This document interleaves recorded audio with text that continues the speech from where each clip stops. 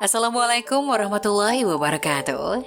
Halo pemirsa cerita inspiratif dimanapun Anda berada. Salam sejahtera untuk kita semuanya. Semoga kita semua dalam keadaan sehat dan tetap dalam lindungannya. Kembali lagi dengan kami di channel Cerita Inspiratif, di mana kita akan berbagi kisah-kisah inspiratif penuh makna untuk Anda simak.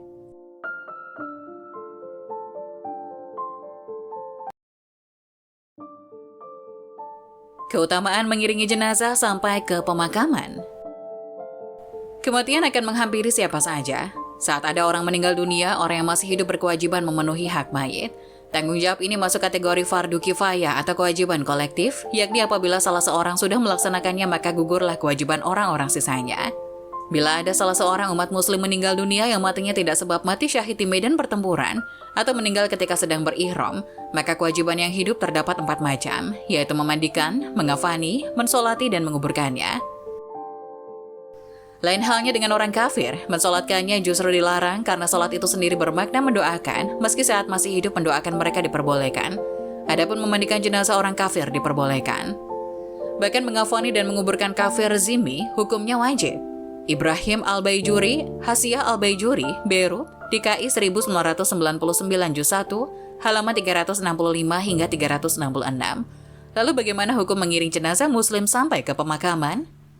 Pada dasarnya hukum mengiring jenazah tidak wajib karena yang pokok adalah sudah ada mensolatkan dan memakamkan tanpa pengiring. Namun baginda Nabi Muhammad memberikan kabar gembira bagi siapa saja yang mau mengiringi jenazah baik sampai ke tempat penyelenggaraan sholat maupun sampai ke pemakaman. Akan mendapatkan 2 kirot, 1 kirot setara dengan besar gunung Uhud. Hal ini berdasarkan hadis yang diriwayatkan oleh Abu Hurairah. Rasulullah SAW bersabda, barang siapa yang mengiring jenazah, seorang muslim dengan sebuah keimanan dan mencari ridha Allah, orang itu mengiringi jenazah sampai sholat selesai dan sampai usainya menguburkan, ia pulang membawa pahala 2 kirot. Setiap kirot itu sama dengan gunung Uhud, dan barang siapa yang mensolatinya lalu pulang sebelum dimakamkan, dia pulang dengan membawa 1 kirot, hadis riwayat Bukhari 47. Ibnu Hajar Al-Asqalani dalam kitab Fathul Bari Syarah Sahih Al-Bukhari mengatakan bahwa pahala 2 kirot itu didapat apabila seseorang mengiring dengan membersamai jenazah, tidak berangkat sendiri-sendiri. Konteks mendapat 2 kirot di sini dihasilkan bagi orang yang membersamai jenazah sepanjang jalan sampai dikebumikan. Kalau melaksanakan sholat lalu pergi ke kuburan sendiri, maka hanya mendapatkan 1 kirot saja. Dari Ahmad bin Ali Ibnu Hajar Al-Asqalani Fathul Bari, Beirut Darul Ma'rifah, 1379 Hijriah, Juz 3 halaman 197. Selain itu, Ibnu Hajar juga mengingatkan tentang pentingnya niat. Hadis tadi memberikan aturan dalam mengiring jenazah atas dasar iman dan mencari ridha Allah. Maka orang yang mengiring jenazah supaya mendapat hadiah atau imbalan dan supaya dicintai salah seorang makhluk, tidak akan mendapatkan pahala 2 kirot. Hukum menunda penguburan jenazah. Pengurusan jenazah hukumnya fardu kifayah dan anjuran Rasulullah dalam hal ini adalah menggerakkannya. Namun kadangkala pada praktiknya muncul beberapa masalah karena berkenaan dengan misalnya kepentingan studi, penyelidikan hukum atau adat.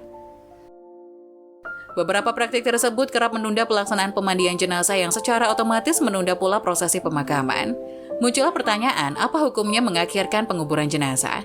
Berapa lama batas mengakhirkan penguburan jenazah? Rasulullah bersabda, percepatlah kalian dalam membawa jenazah. Jika jenazah itu baik, maka kalian telah mendekatkannya pada kebaikan.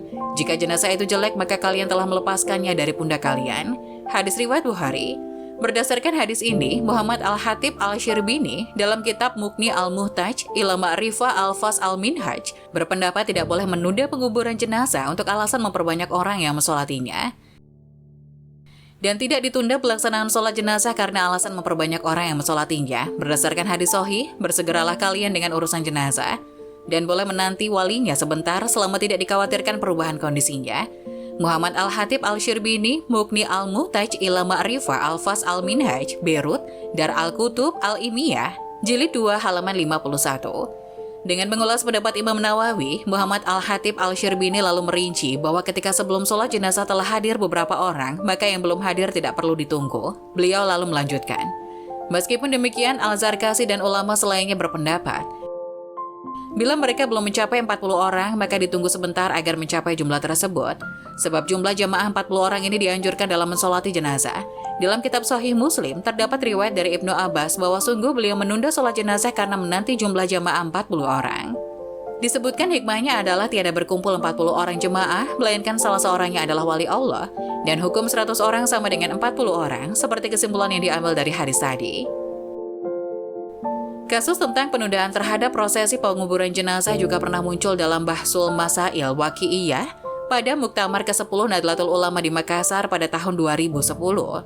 Dengan mengutip penjelasan Mughni Al-Muhtaj ila Ma'rifah Al-Fas Al-Minhaj di atas, disimpulkan bahwa mengakhirkan penguburan jenazah pada dasarnya tidak diperbolehkan. Hanya saja larangan tersebut terkecuali untuk kasus-kasus tertentu.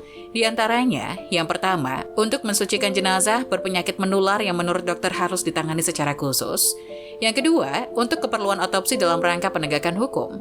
Dan atau menunggu terpenuhinya 40 orang yang akan mensolati dengan segera selama tidak dikhawatirkan ada perubahan pada jenazah. Dari sini terungkap bahwa di luar kasus-kasus tersebut, hukum asal menunda-nunda penguburan jenazah adalah tidak boleh. Batas akhir jeda menanti hingga penguburan jenazah adalah sampai timbulnya khauf al-taghayyur atau kekhawatiran perubahan kondisi jenazah atau sampai selesainya kebutuhan atas kasus-kasus khusus tersebut. Wallahu a'lam.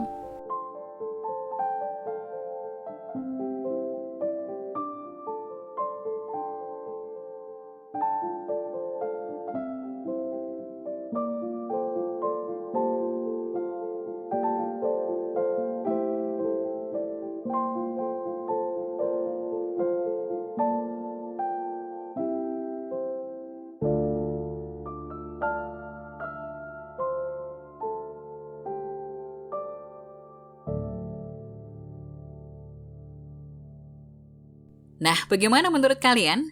Jangan lupa tulis pendapat kalian di kolom komentar ya. Wassalamualaikum warahmatullahi wabarakatuh.